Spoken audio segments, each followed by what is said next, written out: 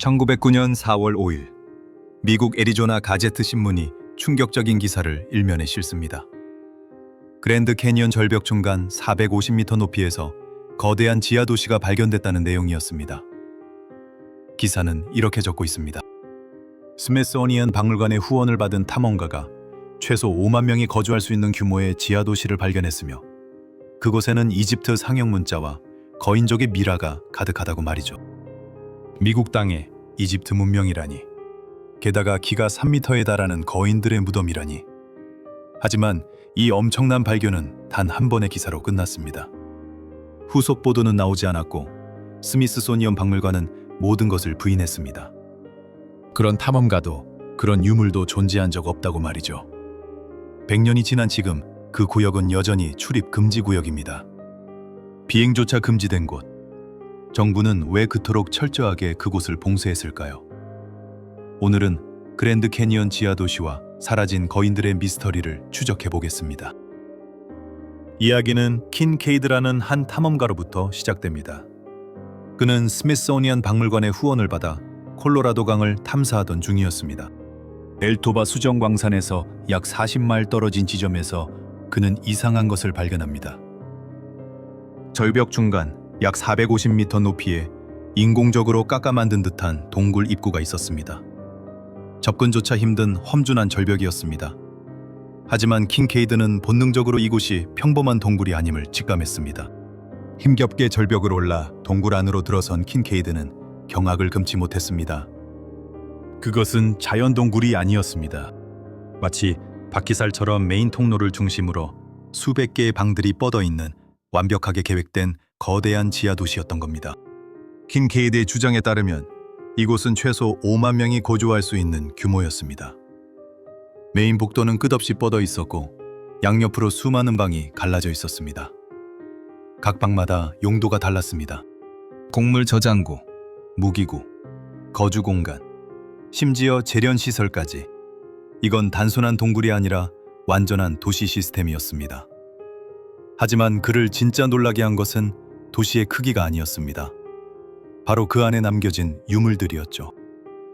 횃불을 벽에 비추자 놀라운 것이 드러났습니다. 벽면을 가득 채운 것은 인디언의 그림이 아니었습니다.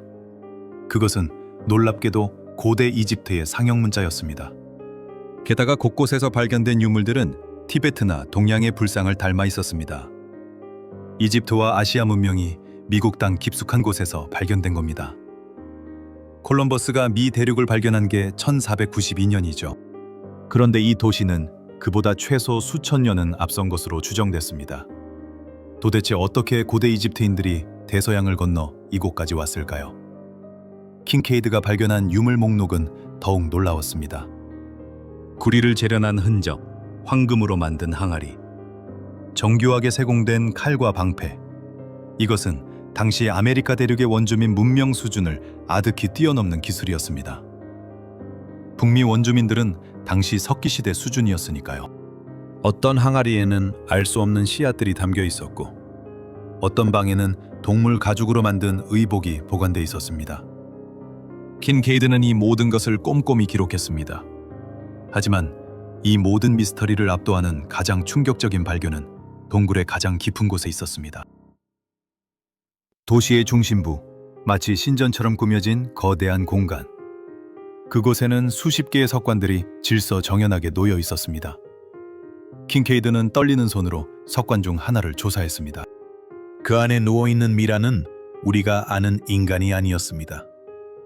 키는 최소 2m 70cm에서 3m, 어깨는 비정상적으로 넓었고 근육 조직은 현대인보다 훨씬 강인해 보였습니다. 그들은 고대 전설 속에나 등장하던 거인들이었습니다. 더욱 기이한 점은 그들의 골격 구조였습니다. 일반적인 인간과 달랐습니다. 두개골이 비정상적으로 길었고 일부 유골은 손가락이 6개였습니다. 이건 기형이 아니라 종 자체가 달랐던 겁니다. 그리고 또 하나 소름 돋는 사실. 발견된 모든 유골이 남성이었다는 겁니다. 여성이나 아이의 유골은 단 하나도 없었습니다. 이곳은 거인 전사들을 위한 영묘였을까요? 아니면 고대 왕들의 무덤이었을까요? 킨케이드는 이 엄청난 발견을 즉시 워싱턴의 스미소니언 박물관에 보고했습니다. 그리고 유물들을 상자에 담아 워싱턴으로 보냈습니다. 이것이 세상에 공개된다면 인류의 진화론은 다시 쓰여야 했을 겁니다.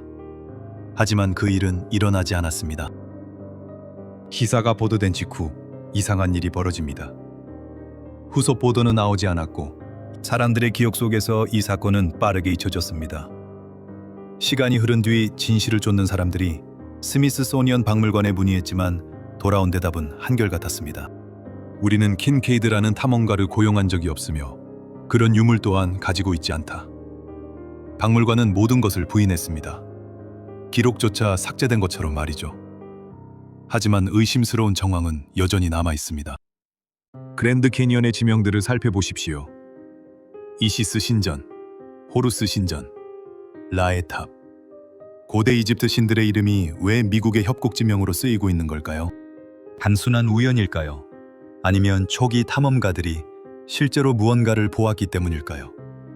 더 의심스러운 건 현재의 상황입니다. 킨케이드가 발견했다는 그 구역은 지금도 출입금지 구역으로 남아 있습니다. 비행조차 금지된 곳이죠. 정부는 안전상의 이유라고 말합니다. 하지만 그랜드 캐니언의 다른 위험한 구역들은 관광이 허용됩니다. 왜 유독 그 구역만 철저하게 봉쇄하는 걸까요? 음모론자들은 주장합니다. 스미소니언과 정부가 기존의 역사관을 지키기 위해 동굴을 폐쇄했고 모든 유물을 숨겼다고 말이죠. 실제로 스미소니언은 과거에도 불편한 유물들을 은폐한 전력이 있습니다. 거인족 유골 발견 보고서들이 심심찮게 나왔지만 박물관은 항상 그런 건 없다고 부인했습니다. 왜일까요? 진화론의 정설을 지키기 위해서일까요? 1909년의 그 기사는 단순히 관심을 끌기 위한 신문의 날조였을까요? 아니면 우리가 아직 받아들일 준비가 되지 않은 진실이 저 붉은 절벽 깊은 곳에 잠들어 있는 걸까요? 호피족 인디언들의 전설에는 이런 이야기가 전해져 내려옵니다. 우리의 조상은 지하 세계에서 살았으며 그곳에는 개미를 닮은 사람들이 있었다. 개미 사람들, 즉 엔트 피플. 그들은 재앙으로부터 호피족을 구했다고 합니다. 혹시 킨케이드가 발견한 지하 도시가 바로 그곳은 아니었을까요?